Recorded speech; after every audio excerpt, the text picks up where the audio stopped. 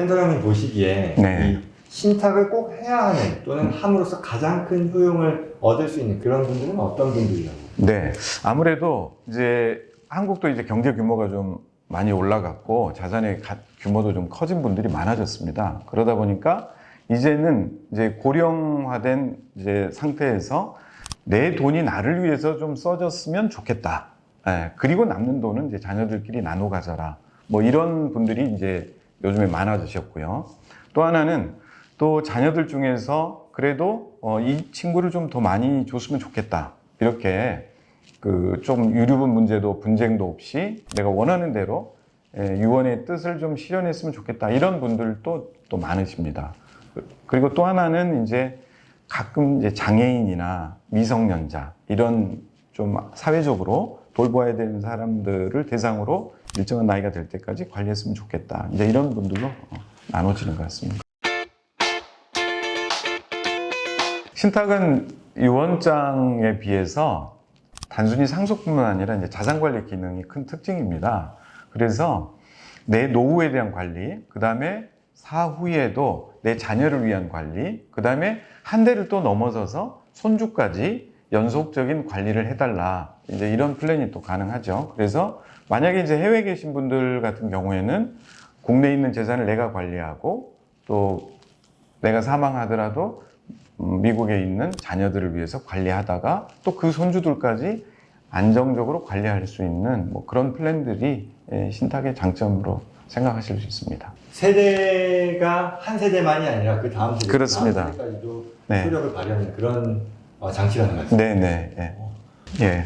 제가 이제 한 가지만 더 좀 말씀을 드리자면 유산 정리 부분을 하나만 더 조금 말씀을 드려볼게요. 저희 이제 신탁을 했던 고객분 중에 자녀분들이 해외에 계시고 아드님 두 분 다 해외에 계신 상태에서 본인이 압구정에 있는 아파트 한 채와 현금 10억 정도를 신탁을 하셨는데요. 자녀분들에게 이제 2분의 1씩 나눠주는 그런 플랜이었습니다. 근데 이제 이분들이 그냥 소유권만 가지고 있지 미국에 집이 있기 때문에 굳이 또 한국에 있는 재산을 보유할 필요가 없는 상황이었습니다. 근데 이제 또 누구에게 맡겨서 매각하고 이런 게 되게 어려웠기 때문에 저희가 유산 정리 플랜이 있습니다. 그래서 신탁을 통해서 나누어 주되 고객들 이제 베너피셔리가 되죠. 수익자의 요청에 따라서 수탁자가 이걸 매각해서 현금화하여 송금을 해달라 이런 이제 플랜들도 가능합니다. 그러면 이제 거기에서 발생된 한국 세법상의 이제 여러 가지 제휴된 세무법인들도 있기 때문에 그 문제를 같이 해결을 해드리고 또 금융기관에서 뭐 해외 송금은 뭐 전문적으로 하고 있기 때문에 그 송금 절차까지 마무리를 하는 뭐 그런 프로세스도 해외에 계신 분들 입장에서는 생각해 보실 수 있을 것 같습니다. 한국에 있는 1세대, 그리고 네. 해외 곳곳에 있는 뭐 2세대, 네. 한국에 있는 2세대도 있을 수 있는데 이 경우에 그 1세대의 자산을 어떻게 증여하고 상속하느냐에 있어서의 하나의 그 컨택 포인트로서 전체 서비스를 다 네, 네. 할 수 있는 그런 그렇습니다. 장점이 있다. 네네, 그렇습니다. 신탁이 유언에 비해서 굉장히 큰 장점, 그 유류분 네. 처리와 관련해서 최근 판례가 나와서 굉장히 많이 관심을 가져야 하는 그런 사안이다라고 말씀해 주시죠. 그거 저도 굉장히 인상적으로 들었어요. 네네. 예, 이제 뭐 한국과 일본은 이제 유류분 제도라는 별도의 이제 굉장히 독특한 제도가 있지 않습니까? 이제 법에서 정해놓은 일정 부분, 뭐 내가 받아야 될 몫의 2분의 1, 뭐 이건 내가 어쩔 수 없이 받아야 되는 보호되는 그런 몫이야. 이게 이제 유류분인데 상속 분쟁의 가장 큰 원인 중에 하나가 이제 유류분 제도입니다.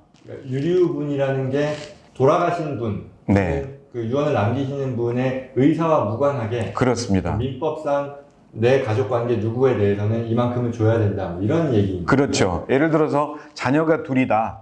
그러면은 이제 한국의 법상 2분의 1씩이 이제 민법에서 정해놓은 유언의 뜻이 없으면 받아가야 될 법정 상속분인데 유류분은 그 2분의 1 법정 상속분의 절반 이게 이제 유류분이기 때문에 내가 그 상속에서 제외될 경우에는 더 많이 받아간 사람을 대상으로 이제 청구 소송을 문제 제기를 할 수 있기 때문에 분쟁거리가 되는 큰 원인이 되고 있습니다. 근데 실제 이 유언을 남기는 분의 의사가 그와 같이 하기를 원했는데 네. 유류분 제도로 인해 문제가 발생할 수 있으니 그걸 피하기 위해 신탁을 셋업해서 여기 옮겨졌을 때는 그와 같은 유류분 소송의 그런 어떤 잠재적인 리스크를 좀 그렇습니다. 예, 그렇습니다.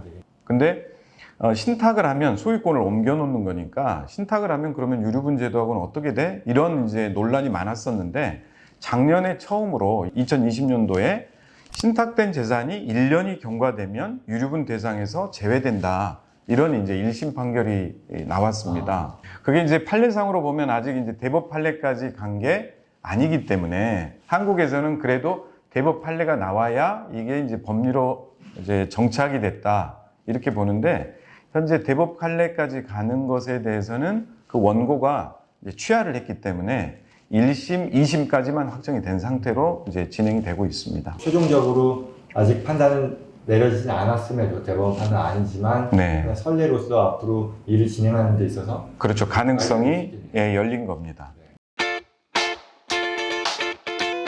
이제 영상을 보시는 분들한테 가장 관련이 되는 그런 질문이 될 텐데요. 네. 미국에 있는 분들, 이런 분들 많거든요. 그러니까 네. 미국에 이민을 가셨는데 이제 1세대 이민 또는 뭐 2세대 포함해서 네. 한국의 투자 자산, 네. 여러 가지 뭐 부동산이 될까? 이런 그렇죠. 자산을 두고 가서 이제 계시는 분들이 있단 말이죠. 그렇죠. 이분들한테 한국의 신탁을 통해서 어떤 장점, 누릴 네. 수 있는 장점이 있다라고 하면 어떤 게 있어요? 예. 해외에 계신 분들은 정말 꼭 트러스트를 활용을 해야 될 이유가 분명합니다.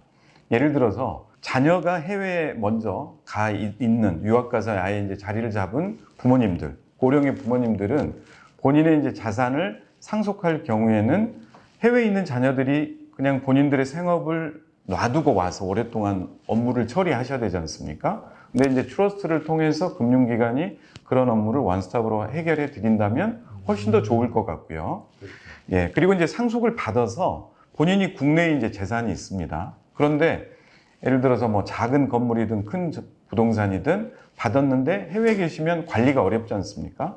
근데 하나은행이 금융기관들 중에서는 이제 부동산 신탁이라는 제도가 있습니다. 그래서 마치 이제 건물 관리인처럼 신탁을 받아서 임차 관리, 뭐 시설에 대한 점검, 그 다음에 월별 레포트를 해외에 계신 분들한테도 해드리고 있기 때문에 훨씬 그 자산 관리를 하면서 가치도 유지하고 또 상속받았는데 이제 시세를 모르니까 또 싼 가격에 내놔야 된다든지 이런 문제들을 리스크를 해지할 수도 있습니다. 네. 지금 말씀해 주신 게 두 가지 관점인 것 같은데 미국에 거주하는 분이 상속을 받는 사람이었을 경우에 네. 한 명의 이해 당사자로서 네. 상속 과정에 있어서 참여를 하기를 원할 텐데 네. 그런 부분들에 있어서 다른 그 상속인들 간의 분쟁이라든가 이런 걸 감안했을 때도 네. 신탁을 활용해서 더 공정성이라든가 이런 걸 확보할 수 있는 그런 장점이 있다라는 게 첫 번째일 거고 저희가 고객들을 접하다 보면 이게 한국에 뭐 이런저런 게 있는데 누가 봐줄 수 있는 사람도 없고 네. 또 이걸 매각하려고 하는데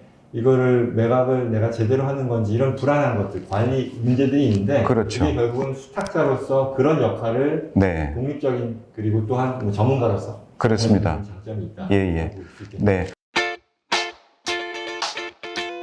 한국에서 신탁 이런 분들은 꼭 하셔야 된다. 네. 다시 한번 정리해 주실 수 있을까요? 네. 이제는 본인의 노후 자산 관리를 안전하게 제대로 하고 싶다. 이런 분들은 꼭 신탁이 필요합니다. 또 두 번째는 이제 자유롭게 내 뜻대로 이제는 상속하고 싶다, 기부하고 싶다. 이런 분들 필요하시고요. 또 집안에 별도의 어떤 특수한 상황, 뭐 미성년 자녀, 손주, 뭐 이런 자녀가 일정한 나이가 될 때까지 지켜주고 싶다. 이런 분들은 꼭 이제 신탁이 필요하시리라고 생각됩니다. 근데 이제 아직은 한국에서 세제 혜택 부분이 없기 때문에 좀 아쉬운 부분인데요.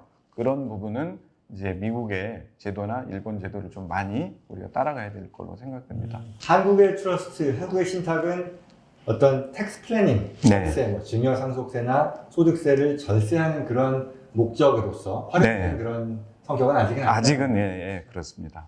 네. 제가 이제 말씀 드리면서 또 그 중요한 포인트로 공유하고 싶은 게 이 한국과 미국이라는 데가 독립적인 그 제도를 가지고 있는 그런 두 개의 나라인 거고 미국의 고객들이 내가 미국에서 리빙 트러스트를 만들면 한국에 있는 자산도 거기에 이제 효과를 볼 수 있는 거냐 이런 질문을 하는데 제가 답을 하는 거는 yes 그렇지만 no입니다 라고 얘기를 해요. 이게 무슨 뜻이냐면 당연히 내가 그 어떤 특정 자산을 가진 사람으로서 내 의사를 명문화하고 그거를 남들에게 공유한다는 차원에서의 효력은 있겠지만 중요한 건 그 해당 자산이 네. 한국에 있으면 이건 한국에 관할권이 당연히 우선하는 거죠. 네. 그러다 보니 이 미국의 트러스트만으로 그게 실질적인 효과를 다하기에는 제한적이다라고 표현하는 건데 그런 네. 맥락에서도 한국에서 별도의 어떤 트러스트 플래닝이라는 건 반드시 필요할 것이고 네. 미국에서는 미국에 있는 자산들에 대해서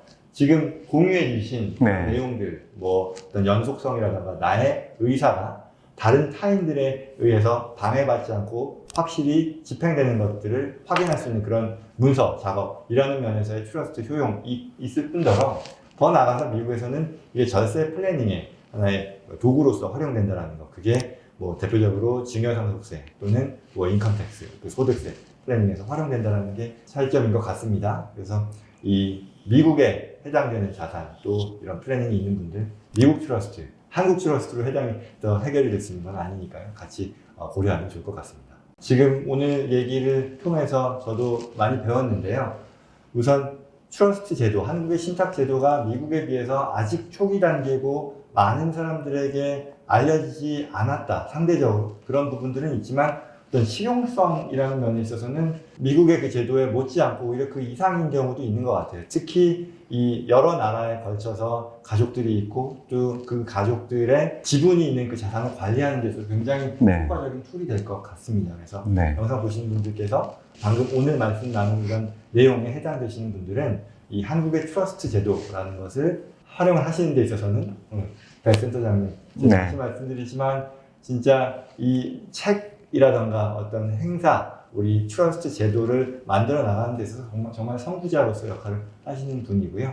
제가 오늘 이렇게 인사드린 거 굉장히 영광스럽게 생각하는데 아유, 많이 부족합니다. 많이 활용하면 좋을 것 같습니다. 결론이 될 텐데요. 오늘 이제 한국의 자산을 가지고 계신 분들, 한국에 계신 분들, 미국에 계신 분들 모두 이 한국의 신탁제도 적극적으로 고려하시면 좋겠다는 거 저도 생각하게 됐고 이제 미국의 자산을 가지고 있거나 또는 투자 계획이 있는 분들이 또 미국의 트러스트를 활용함으로써 누릴 수 있는 외국인이지만 미국의 트러스트를 설립하고 그걸 통해 관리함으로써 누릴 수 있는 여러 가지 세제상의 혜택 또 관리상에 있어서 혜택들이 있으니까 그런 것들도 같이 감안해서 종합적으로 고려하는 그런 플랜 하시면 좋을 것 같습니다. 해외에 계신 분들이 국내에 있는 재산에 대한 관리, 상속 이런 것 때문에 이제 많이 고민하고 계실 걸로 알고 있습니다.